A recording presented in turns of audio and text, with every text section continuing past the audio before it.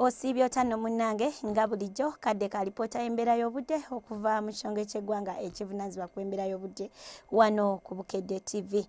Ebitundu ebyo eby'omu bukiikaddyo byafunye enkuba okugeza nga Ntebe olwo ewasigadde akasana ne kaaka nga bwe kakubakubamu. Kino nno kiviiridde ku mukubo gw'enkuba okuba nga gusembulidde ddala ne gudda mu bukiikaddyo bwa Ssemazinga Africa. Ssaako ne kinuuna mpewo asimbye mu kagolomolo ka Muzambikwi ng'anuuna empewo empeweevu ezandibadde zikunta nga zidda mu nsi yattu. Nga twetegekera okujaguza olunaku olw'amazaalibwa ga Yesu Kristo, katulabe embeera y'obudde nga bw'enaaba olunaku olw'enkya. Tusuubira akasana okwaka ng'okubiriza odda mu bukiikakkono mu bitundu by'eggwanga ebisinga obungi, so ng'ate ebyo ebyebulunguludde ennyanja Nalubaale tusuubira ekiddedde nga mwetobeseemu n'oluwandagirize.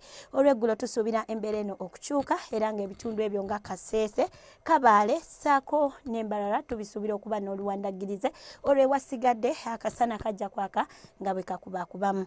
Ebbugumu erya waggulu tulisuubira okutuukira ddala ku degrees 30 eyo mu bukiikakkono, so ng'ate ekibuga ekikulu Kampala tusuubira ebbugumu okutuukira ddala ku degrees 27.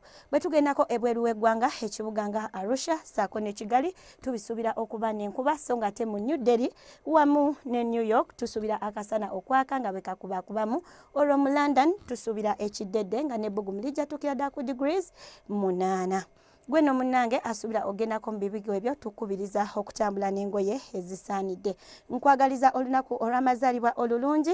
Sigala nga yeekuumira ku Bukedde TV n'enkya tulindirire obudde bwe bumu. Weeraba.